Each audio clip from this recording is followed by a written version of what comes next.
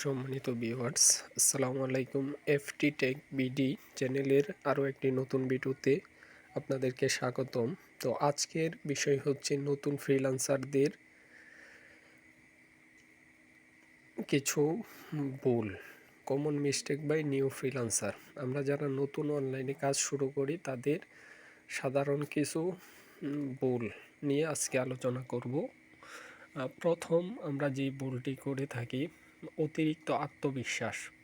অনেক কাজ না জেনেও আমরা নিজেদেরকে দক্ষ দাবি করি, আবার অনেকে নিজেদের স্কিল থাকলেও আত্মবিশ্বাস হারিয়ে ফেলেন।